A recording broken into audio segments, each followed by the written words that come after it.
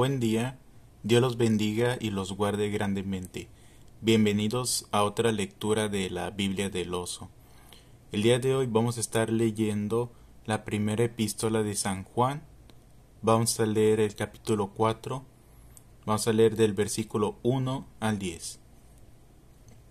Repito, vamos a leer primera de San Juan o primera de Juan 4, 1 del 1 al 10. Una cosa es el Evangelio de San Juan. No, aquí estamos leyendo la primera epístola de San Juan.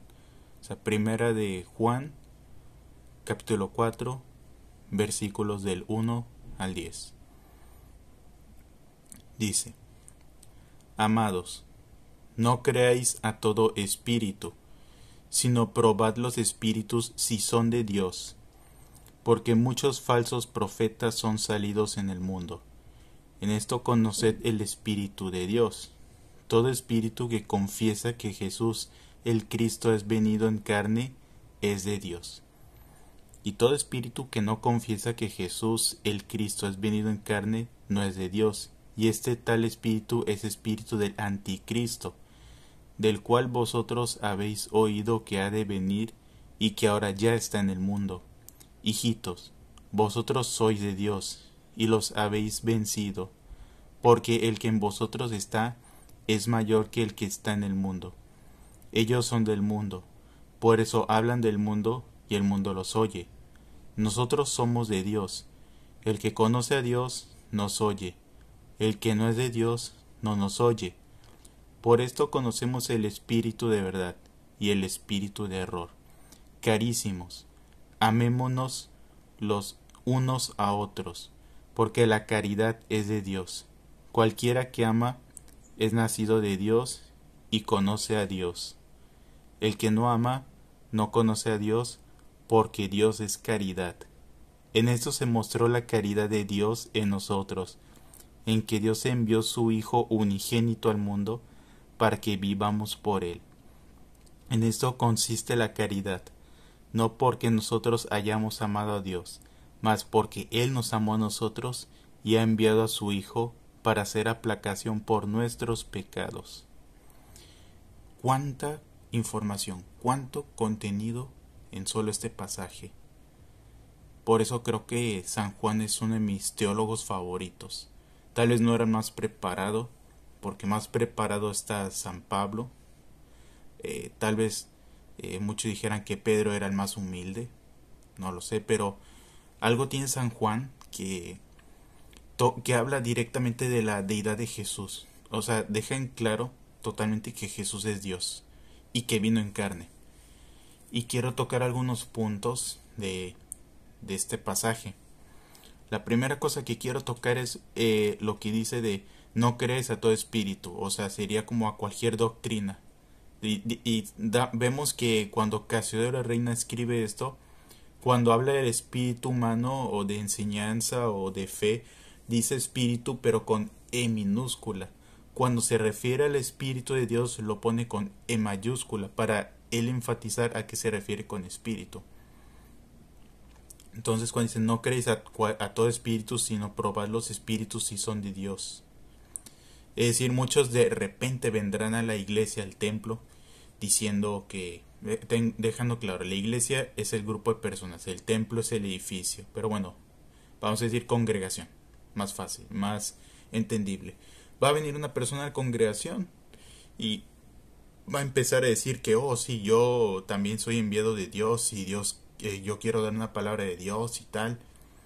Y normalmente, como buenos hijos de Dios, entre comillas, decimos, sí, bueno, si algo es de Dios, pues tiene que ser bueno que lo comparta.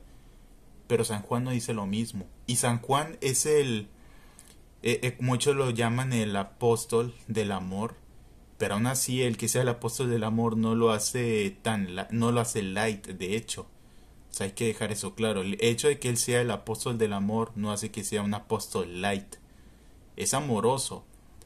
O sea, sus palabras son fuertes y de gran cariño, pero también te habla de la condenación que existe si no sigues a Jesús y si no lo amas. Entonces el hecho de que él sea el apóstol del amor también lo hacen un apóstol que también te habla de la verdad. Entonces, vemos que él mismo dice que no podemos creer a cualquiera que hable de Dios o cualquiera que diga que tiene el Espíritu de Dios. Dice que hay que probar, o sea, hay que analizar si lo que esa persona habla en realidad está hablando o viviendo un espíritu de acuerdo a lo que es el Espíritu Santo, o si es un espíritu maligno o una doctrina antibíblica o literalmente un espíritu demoníaco. O sea, en cualquier situación aplica esto. Y ese es el gran punto, dice. Se dice, porque muchos falsos profetas son salidos en el mundo. O sea, que ya en este mundo ya hay muchos falsos profetas, falsos cristianos. ¿Cómo los vamos a distinguir? El siguiente punto lo deja muy claro. Esto conocer el Espíritu de Dios. Todo espíritu, paréntesis, no sé por qué está escrito como spoon. Lo busqué en la versión del 60, en el 9 y en ambas dice espíritu. Entonces no sé por qué razón aquí dice spoon. Así que yo tampoco tengo respuesta a esto. Pero ahí se refiere a la palabra espíritu. Repito el 2. Dice, en esto conoced el Espíritu de Dios. Todo espíritu que confiesa que Jesús el Cristo es venido en carne es de Dios. Significa que cualquiera que confiese, o sea, que esté de acuerdo, o sea, cualquiera que esté de acuerdo que Jesús vino en carne, o sea, que tomó forma de hombre y estuvo entre nosotros, entonces es venido de Dios, o sea, no, o sea, está teniendo una doctrina correcta y no solo se trata por la creencia, sino lo que creemos afecta en lo que hacemos. Es que oigo muchas veces que dicen, es que importa más la práctica que la teoría. Sí, pero ¿cómo puedes tener práctica sin teoría? No se puede. No puedes ser un cocinero si no tienes teorías, así no sabes qué estás haciendo. Díganle es un médico, díganle es un enfermo, mira, es que él casi no estudió, pero tiene mucha práctica. No se puede. Para ser un neurocirujano, para ser alguien que haga cirugías muy delicadas, no puedes simplemente decir, tengo mucha práctica, pero nada, casi no le sé en la teoría, me aburre, pero en la práctica sé mucho. No, señor. Hay que tener teoría, porque la teoría afecta en lo que hacemos. Claro, hay que tener algo claro. Si yo solo tengo mucho conocimiento, pero no lo aplico, también el conocimiento envanece. También eso sí lo dice la Biblia. Pero no es una excusa para entonces, bueno, como no voy a aplicar tanto, entonces voy a dejar de aprender. No. De hecho, es un consejo para que sigamos aprendiendo y sigamos aplicando. Sigue caminando. No es, bueno, pues como no tengo el plan de aprender, pues ya me quedo así. No, o sea, hay que seguir aprendiendo para seguir aplicando. Seguimos vivos. Entonces aquí lo que dice es que el que cree que Jesús vino en forma de hombre, o sea, que estuvo en carne, es de Dios. Y el 3 dice, y todo espíritu que no confiesa que Jesús el Cristo es venido en carne, no es de Dios. Y este tal espíritu es espíritu de anticristo, del cual vosotros habéis oído que ha de venir y que ahora ya está en el mundo. Hay muchas religiones, sectas, donde enseñan que Jesús no nació, o sea, que se presentó como un ángel, pero que no era, o sea, que nunca tuvo forma de hombre, sino que solo llegó como un ángel, fingió su muerte, o sea, fingió que murió, fingió que sufrió. Pero ¿por qué padeció dolencias? ¿Cómo pudo incluso probar el pescado cuando resucitó? Muchos dicen, bueno, solo murió, sí, nació como, o sea, sí, estamos de acuerdo, nació hasta en una virgen, pero no resucitó, solo salió como un fantasma. Entonces, ¿cómo comió del pescado? ¿Cómo le pidió a Tomás que metiera su dedo en sus cicatrices, en las costillas y en las manos? Todas tenían que estar físicamente, no era nada más un que fingió su muerte, porque entonces no sería un sacrificio, no estaría pagando por nuestros pecados. Y eso es una doctrina de primer nivel. No estamos hablando siquiera de cuál es el día del reposo verdadero, no estamos hablando de doctrinas de la falda, del pantalón, del corte del cabello, no estamos hablando del estilo musical. No, esto es una doctrina de las doctrinas más básicas de la fe, que sin ellas ya no podemos tener la distinción de llamarnos cristianos. ¿Cómo podemos decir que soy cristiano si no creo que Cristo vino en carne? No puede ser eso. Entonces es confuso, o sea, es contradictorio incluso decir, soy cristiano, pero no creo que Jesús vino en carne. Pero, pues entonces en dado caso no digas que eres cristiano, en dado caso mejor di que eres de otra secta o que crees otra cosa, pero alguien que sea cristiano no solo cree meramente en el Cristo, dice Santiago, los demonios también creen y tiemblan. Entonces no solo se trata de creer, de tener algo, como digo, lo que se cree afecta en lo que hacemos. En este caso sí. ¿Qué afectaría este caso esta doctrina? Uno dijera, bueno, ¿cuál es la diferencia? ¿Qué pasa si Jesús solo vino en forma espiritual pero nunca murió? Eso sería, o sea, no saben lo que pasaría. Si Jesús solo hubiera venido como un fantasma, fingiendo que tiene un cuerpo, toda su muerte no murió en la cruz. Entonces no ha habido un cordero expiatorio. Y si no hay un cordero expiatorio, entonces la ira del Padre seguiría sobre nosotros. Y eso implicaría que incluso yo que estoy compartiendo esto, aún estoy sigo siendo visto con ojos de ira ante Dios. Entonces yo estoy perdido. Y tú que estás leyendo esto, u oyendo esto, o viendo, porque puede ser de cualquiera de las maneras, entonces tú también estarías totalmente perdido. Aunque digas, pero soy cristiano, pero si Jesús no murió y no vivió como humano, entonces estamos perdidos y no hay escapatoria definitiva. Pero sin embargo, cuando creemos que Jesús nació como hombre, o sea, nació como un humano, con carne y hueso como nosotros, murió igual y resucitó en un cuerpo glorificado, entonces nosotros tenemos la esperanza eterna. Tenemos la oportunidad de arrepentirnos de nuestros pecados y de tener la oportunidad de salvarnos, de pedirle a Dios que nos dé una oportunidad y que ese sacrificio corporal de Jesús nos cubra, que limpie nuestros pecados y que no se nos tomen en cuenta. Entonces, esta es una doctrina de primer nivel, no es algo que vamos a hablar les digo, de modos o de manera de interpretar las cosas diferentes. No, esto no se puede interpretar diferente. Si alguien no cree que Jesús estuvo en carne, no es de Dios. No hay otra manera de decirlo. Si el mismo apóstol del amor, que muchos pensarían que es el apóstol más light, que no es cierto, que muchos pensarían que no era, él no hablaba de pecado. Sí, de hecho aquí sí menciona que no puede ser de Dios una persona que piense así de Jesús, que piense que Jesús no estuvo en carne. Hay quienes se atreven a decir que Jesús no es Dios. Y hasta lo dicen, es incompatible. ¿Cómo puede ser Dios y cómo puede ser humano? O sea, solo que decidan una de las dos. Creo que se les olvida la palabra soberanía, que significa que Dios puede hacer lo que literalmente quiera. No está sujeto a leyes de la física. Él puede violar las leyes de la física. Y de hecho Jesús lo hizo. Transformó materia. Hasta me atrevo a creer que creó materia en sus milagros. Entonces, Jesús no está sujeto que diga, ay, quiero hacer un pan, pero como no es físicamente posible, no voy a hacer el milagro porque pues es en contra de la física.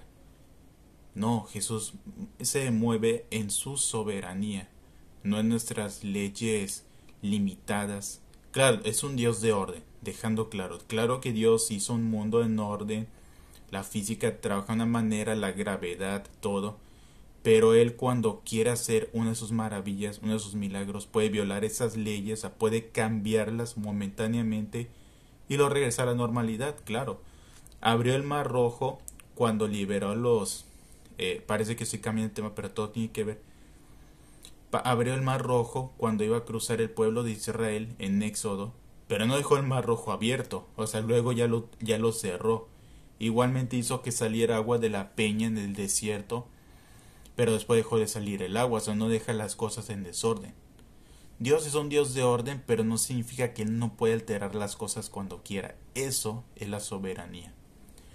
Volviendo otra vez al tema, el 2 y el 3 dejan claro que el que confiese que Jesús vino en carne es de Dios, y el que no es de Dios y de hecho es un anticristo. Muchos pensamos en el anticristo solo como una persona, estamos ya apuntando a ver, el anticristo es el presidente, es tal persona y tal, pero aquí ya deja claro que el espíritu del anticristo ya puede morar en cualquier persona que no crea en Jesús que vino en carne, que es Dios que vino en carne entre nosotros. Les digo, esta es una doctrina importantísima, no es algo de segundo nivel, tercer nivel. O sea, no significa que no importan las doctrinas de segundo y tercer nivel, importan, pero no de ello depende nuestra salvación. O sea, no quiero que me entiendan que no importan los demás doctrinas. O sea, claro que hay que cuidarla. O sea, ya hemos visto el tema de Timoteo 4:16. Primero Timoteo 4:16, que se cuida de ti mismo y de la doctrina. Pero esto no es más que doctrina, es una base de nuestra fe. O sea, es base de nuestra fe. Si no creemos esto, entonces ya no podemos llamarnos cristianos. Podemos llamarnos de cualquier otra secta, grupo, no sé cómo, pero no somos cristianos si es que no creemos lo que dice el primer punto. Entonces es necesario creer que Jesús nació en carne, que vivió en carne, murió en carne y que resucitó en un cuerpo glorificado, en el cual nosotros seremos resucitados o transformados algún día. Digo, tal vez no todos resucitemos porque algunos no vamos a morir. Digo, no, dejando claro, si Jesús viene pronto, no vamos a morir, solo seremos transformados. Pero si uno de nosotros muere, digamos que 100 años Jesús regresa, resucitaremos. Los que creamos en Jesús, claro, no todos. Bueno, de hecho, al final de la sí dice que vamos a resucitar, pero unos para gloria eterna, o sea, unos para, o sea, sí, gloria eterna, y otros para condenación y vergüenza eterna. Entonces, sí, vamos a resucitar todos, pero no para el mismo propósito. Unos para estar en la gloria del Señor y otros para el castigo eterno, que es el infierno. Entonces, por eso necesitamos creer que Jesús vino en carne y que lo dio todo. No solo no fingió su muerte, vivió, o sea, estuvo en su muerte, o sea, murió de verdad y resucitó, subió y un día va a regresar y veremos su cuerpo glorificado lleno de cicatrices. Ahora el cuarto dice: hijitos, vosotros sois de Dios y los habéis vencido, porque el que está en vosotros el que en vosotros está es mayor que el que está en el mundo. Es como dice un dicho, que el cristiano, que nosotros con Dios somos mayoría. No por nosotros, dejando claro, sino porque Dios es mayoría. Y no por cualquier causa hasta tonta de que quiero querer esto y Dios me va a apoyar. No, o sea, si vamos a hablar del Evangelio, Dios está a nuestro lado. Dios quiere que atraigamos a la gente a Él. Entonces, ahí somos mayoría porque Dios está con nosotros. Entonces, nosotros ya vencimos al mundo porque Dios está en nosotros. Es mayor que el mundo. O sea, no importa si todo el mundo se junta contra nosotros y aun si se resucitaran todos los muertos, o sea, todos los muertos que han habido desde la creación hasta ahora, no importa que se levantaran todos contra nosotros, Dios estaría con nosotros y es más que el que está en contra de nosotros. Entonces hay que recordar que la soberanía, el poder todopoderoso de Dios, Él es más que todos nuestros enemigos juntos. El 5 dice: estos son del mundo, por eso hablan del mundo y el mundo los oye. Pues es muy simple, o tal vez para mí, pero no puedo dar por hecho para todos. Pero pues cuando uno habla de Dios, uno se da cuenta que muchos no te quieren oír, piensan que eres religioso, pero el otro que habla de deportes o de la película o de la serie El Momento o de lo que está de moda en el momento, o sea, a ese sí lo oyen, porque pues es del mundo. Y como dice, estos son del mundo, por eso hablan del mundo, o sea, pues de lo que está de moda, de lo que es del momento, y el mundo los oye. O sea, es mucho más cómodo oír del momento, o sea, oír de la nueva serie que va a salir, de la nueva película, del mundial de fútbol, es cualquier tendencia, que el chisme del momento del artista. Es más fácil oír de todo eso porque son del mundo. Dice: nosotros somos de Dios, dice el versículo 6. Nosotros somos de Dios. El que conoce a Dios nos oye. El que no es de Dios no nos oye.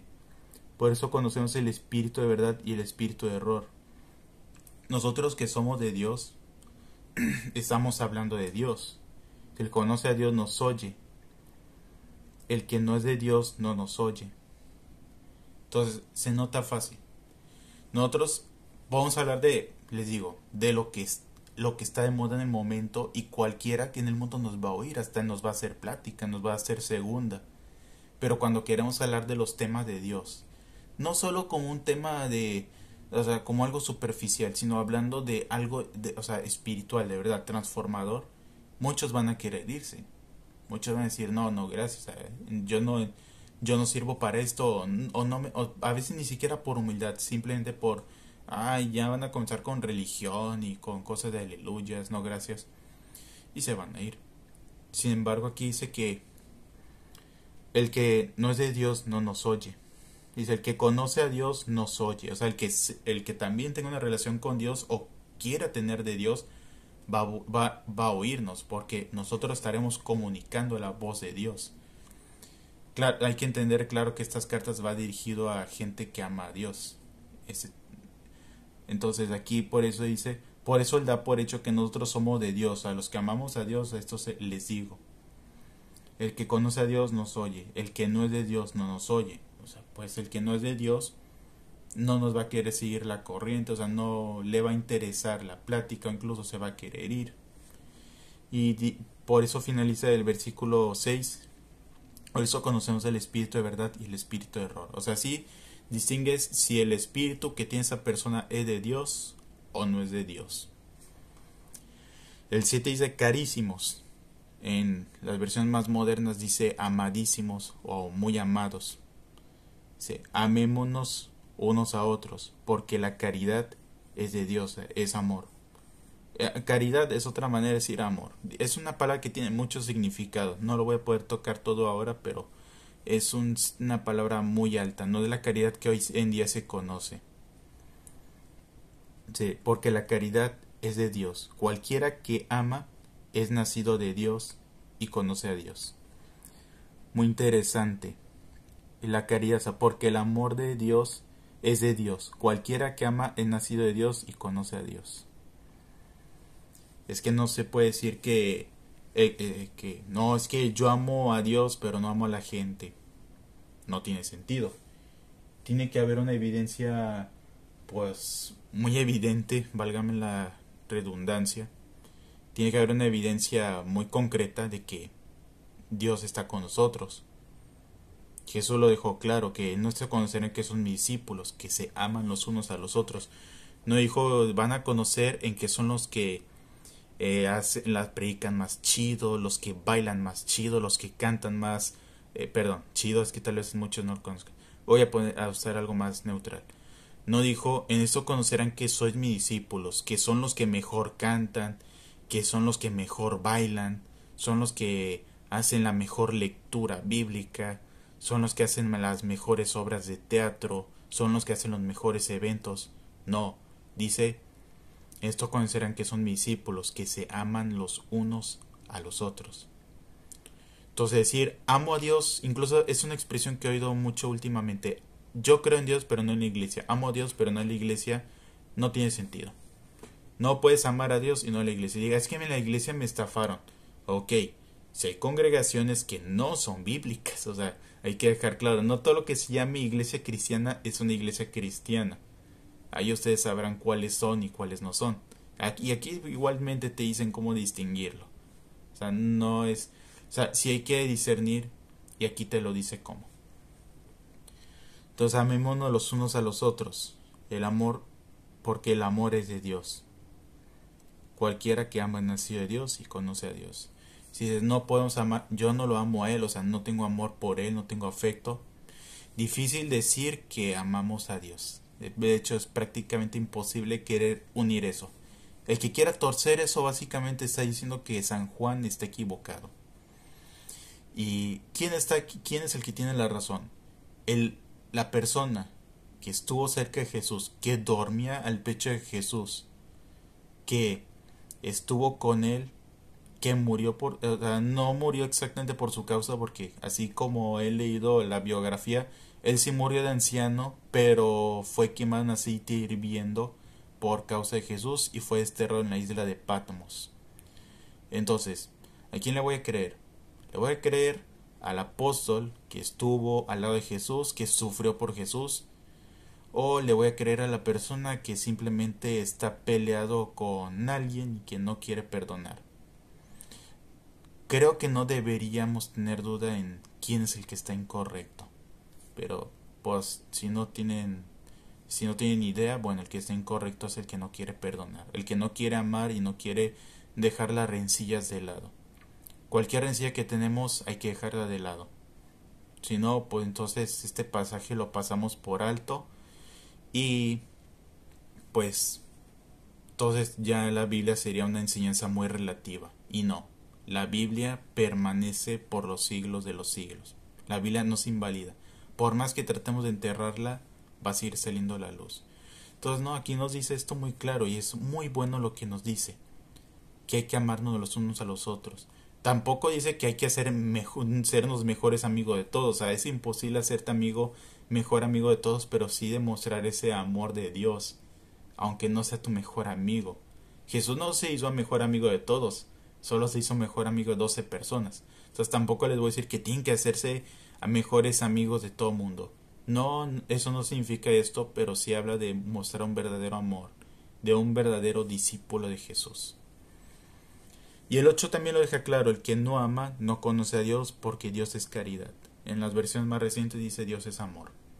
Entonces, volvemos a lo mismo. El decir yo amo a Dios pero no amo a mi prójimo, no amo a la iglesia, son dos creencias totalmente incompatibles. O amas o no amas. O bueno, también está la otra opción. No digas que eres una iglesia no eres un cristiano. Hasta puedes fundar una secta no cristiana que cree lo que quiera la Biblia y lo recorta, pero adivina que ya existía una doctrina así llamada marcionismo. Que Marción fue alguien que cortaba partes de la Biblia que no le convenían y quiso enseñar un evangelio propio. Les voy a decir en qué terminó esta persona. No tuvo éxito, sus escritos desaparecieron. Entonces, si queremos seguir el mismo camino que Marción, no vamos a tener éxito. Dios no lo va a respaldar. La palabra de Dios se ha conservado pura y como Él ha querido. Y ni una sola persona va a poder frustrar los planes de Dios. Entonces Dios quiere que nos amemos los unos a los otros. Porque hay que entender que somos el cuerpo de Cristo. No somos independientes. Tampoco somos dependientes de que nuestra fe depende de la otra persona. Somos interdependientes. A pesar que nuestra fe no depende de lo que crea la otra persona, pero sí nos necesitamos ayudar los unos a los otros, como un cuerpo en Cristo que somos. El 9 dice, en esto se mostró la caridad de Dios en nosotros, en que Dios envió su Hijo unigénito al mundo para que vivamos por Él. Pues es el centro del Evangelio. En eso se mostró el amor de Dios en nosotros. Dios envió su Hijo unigénito, o sea, el único. No tenía otro. O sea, bueno, tengo 10 hijos, mando uno. No. Es como si tuviera 10 hijos y los mandara los 10 a morir. Entonces, Dios solo tenía uno y envió ese uno a morir. Para que vivamos por Él. O sea, vivamos a través de Él, de su sacrificio. En esto consiste la caridad. No porque nosotros hayamos amado a Dios, mas porque Él nos amó a nosotros y ha enviado a su Hijo para hacer aplacación por nuestros pecados. Es lo que dice el versículo 10, el último versículo. Entonces, ¿qué significa esto? O sea, en esto consiste, o sea, de esto se trata el amor de Dios. No porque nosotros hayamos amado a Dios, porque muchos dicen que yo amé a Dios primero. No es cierto. La iniciativa para que haya una reconciliación entre Dios y nosotros es de Dios. Cuando Adán y Eva pecaron en el huerto del Edén, Dios tenía todo el derecho, toda la soberanía, todo el poder para fulminar a Adán y a Eva. De hecho, si lo hubiera hecho, hubiera sido un buen Dios. Si hubiera quemado a Adán y Eva y hubiera hecho, ¿saben qué? Voy a crear una nueva raza humana fiel y que no me ande desobedeciendo.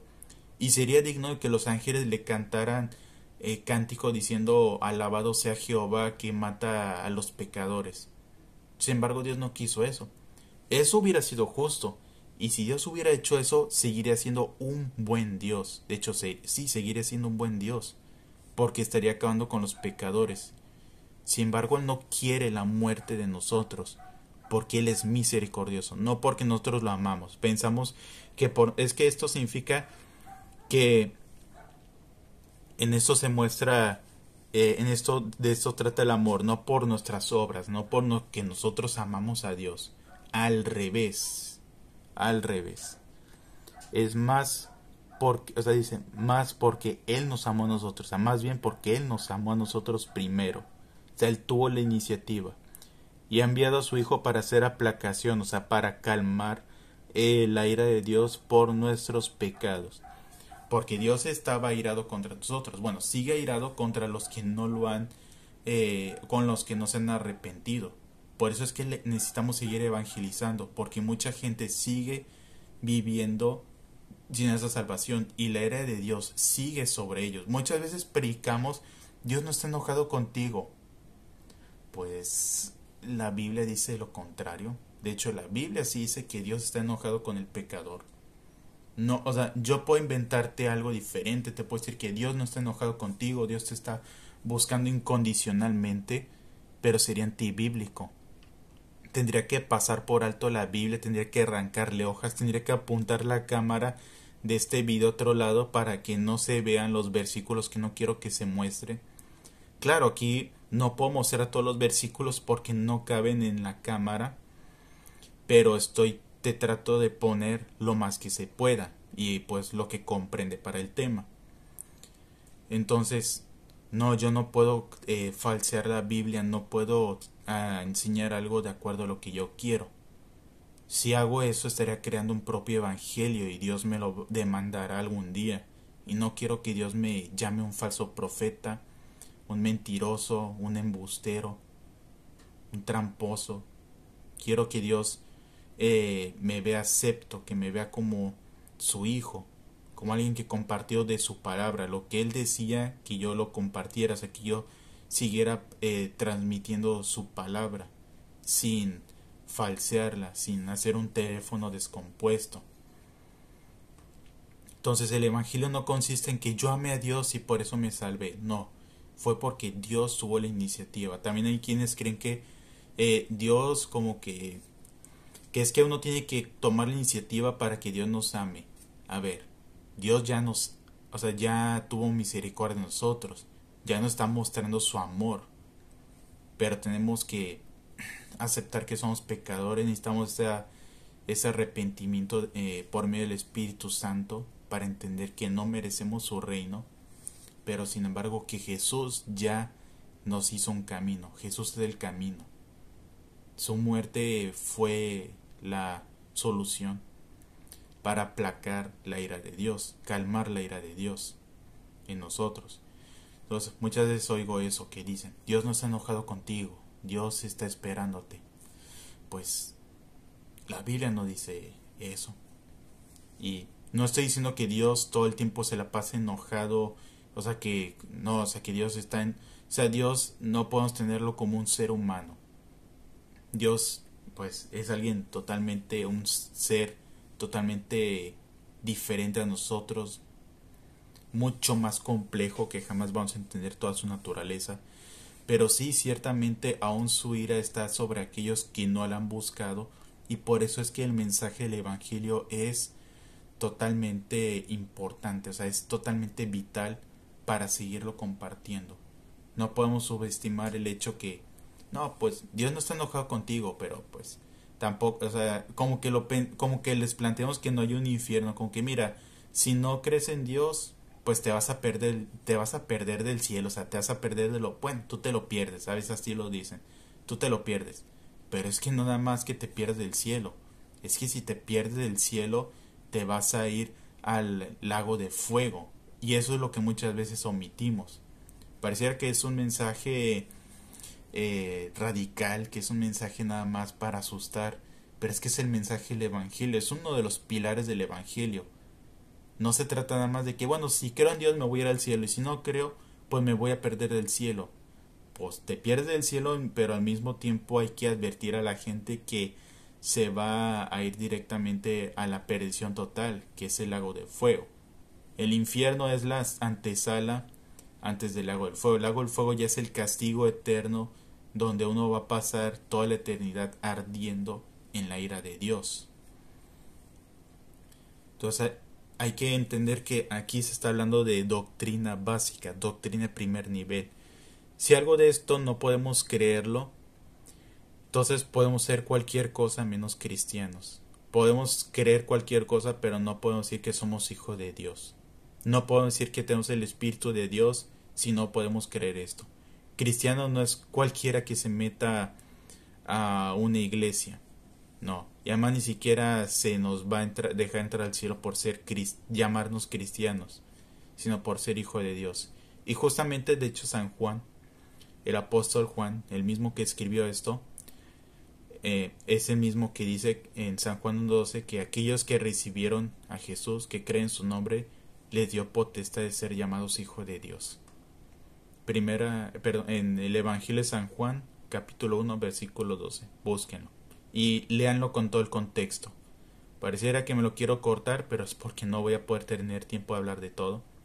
Pero igual, busquen tanto todo el contexto, o sea, todo el capítulo completo, San Juan 1, y ya podrán entender mejor el contexto de ese versículo. Entonces, hay que entender, nosotros somos salvos por la gracia de Dios, porque Dios tuvo la iniciativa de salvarnos, no porque nosotros decidimos ser salvos, sino porque Dios quiso.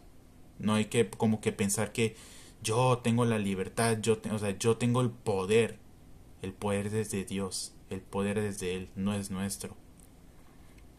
Entonces hay que dejar de engañarnos con que nosotros somos los que mandamos, los que hacemos esto.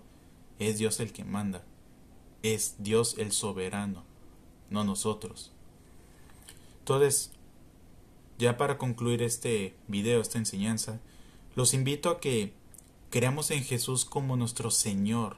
Muchas veces lo anunciamos como Salvador, pero es más Señor que Salvador. Claro que nos salvó, pero el ser Salvador no implica, ¿cómo decirlo?, compromiso. Es como un superhéroe. El superhéroe te salva y le da las gracias, te le puedes dar un abrazo y ya. Pero cuando alguien es tu Señor, tienes que responder. O sea, tienes que dar cuentas a tu Señor, a tu jefe. Entonces Jesús no es nada más nuestro Salvador, que sí lo es, pero es nuestro Señor, a quien le tenemos que rendir cuentas. Y cuando le rendimos cuentas es donde podemos crecer en Él. Claro, no queremos rendir cuentas y que nos vaya mal, o sea, por eso mismo necesitamos seguir cerca de Dios, para cuando Él nos pida cuentas en el día final, pues seamos hallados pues justos. O sea, queremos ser justos delante de Él. No queremos que nos encuentre en el trono blanco y que nos diga: apartados de mí, malditos al lago de fuego preparado para el diablo y sus ángeles. No queremos oír esas terribles palabras. Queremos que nos reciba y que nos diga: buen siervo fiel, entra en el gozo de tu Señor. Eso es lo que queremos oír. Y no para que Dios nos alabe. Yo no quiero que Dios me alabe meramente, sino quiero que me haga acepto de su presencia, de su camino, de su casa eterna. Entonces, sigamos creyendo en Jesús. Él es nuestro Señor, Él es Dios. Él vino en forma de hombre, o sea, vino en carne.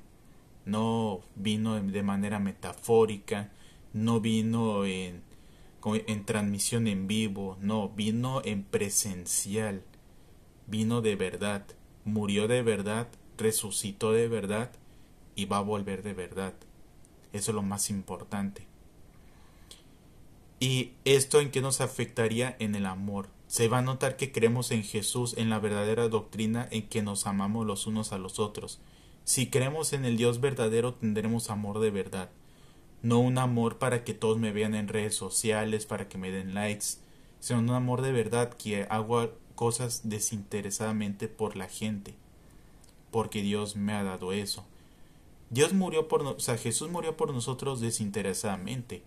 Que digan: no, pero es que Él quiere que le entregues tu vida. Sí, pero nuestras vidas, ¿en qué le benefician? Hay que entender eso. Sí, Él quiere que entreguemos nuestras vidas a Él, no les digo que no. Pero nuestras vidas, ¿en qué le benefician? solo le traemos más problemas y más y más. Entonces, desde que le vayamos a beneficiar a Dios, a Jesús, no le beneficiamos. Él sí quiere que entreguemos nuestras vidas pues para que estemos más moldeados por Él, para que compartamos el Evangelio, para rescatar a la gente por amor y misericordia. Pero no es como que Él diga, no, es que yo sí lo necesito. No nos necesita. Y eso para mí es mucho más glorioso, le doy más gloria a Dios porque sabiendo que Él no me necesita, como quiera quiere salvarme. O sea, lo hace de una manera desinteresada. Entonces, ahí quiero tocar esa conclusión del versículo 10. Que en esto consiste el amor, que Él me amó a mí, no es que yo lo haya amado primero a Él. Yo amo a Dios porque Él me transformó, me dio esa vida nueva y le estoy agradecido eternamente con Él. Pero no es que de repente a mí se me ocurrió amar a Dios, no, es que Dios me amó primero, que Él me salvó. Entonces Dios es el que toma la iniciativa en esto y quiere que hagamos algo con ese amor que Él ya nos ha dado. Espero que esta palabra los haya animado, que los haya bendecido, que no se vuelva vacía, o sea, que no se vayan igual, sino que esta palabra los edifique, que les dé más sabiduría, y no porque sea mi palabra, sino porque sea palabra de Dios. Igual, como dice el Evangelio de San Juan, pero hablando de Juan el Bautista. Cuando dice Juan el Bautista, es necesario que él crezca y que yo mengüe. O sea, no importa que no se sepa quién compartió esto. Les digo, igual pueden compartir este video, le pueden cambiar el audio y ponerle otra cosa. Pero ¿qué importa? O sea, ¿qué importa que mi nombre no aparezca? ¿Qué importa que no sepan quién soy? Lo que importa es que el mensaje de Dios se esparza en las naciones, que se esparza en el mundo. Tal vez yo no voy a compartir el evangelio en todo el mundo, pero sí puedo compartirlo en mi colonia. Tal vez sí puedo compartirlo en redes sociales, aquí en el supermercado, en mi trabajo, con mis amigos. Y que conozcan que Jesús nació de verdad, murió de verdad, va a regresar de verdad, y que el amor se va a manifestar, y que el Espíritu Santo se va a manifestar en nosotros en el amor, no en que vamos a hacer milagros, vamos a resucitar muertos. Eso no es lo más importante. No importa qué dones tengamos, sino los frutos. El fruto es lo que importa. Eso es lo que Dios nos va a tomar en cuenta en el día final, el fruto, no los dones. Los dones, incluso hasta algunos de ellos los puede dar el enemigo, o sea, Satanás. Algunos, no todos, pero algunos sí los puede dar, de hacer milagros visibles. Pero el fruto, que es paz, paciencia, templanza, de los que habla Gálatas, eso solo los puede dar el Espíritu de Dios. Y es el sello infalible, pues, de que Dios está en nosotros, el amor. Un amor desinteresado, un amor auténtico. Bueno, terminamos aquí. Doy muchas gracias que hayan estado hasta aquí oyendo, viendo o haciendo ambas cosas en el video. Espero que esto los haya bendecido, que los haya edificado, que hayan aprendido algo nuevo y que lo puedan aplicar en sus vidas a donde sea que vayan a ir. Recuerden que el amor de Dios es lo que va a ser nuestro sello para que este mundo cambie, por medio del Espíritu Santo. Entonces espero que esto les haya ayudado, los haya bendecido, y si pueden compartirlo, compártanlo. Digo, es la palabra de Dios. Espero que llegue a más gente y que bendiga a más gente. Dios los bendiga y los guarde grandemente. Nos vemos en la próxima.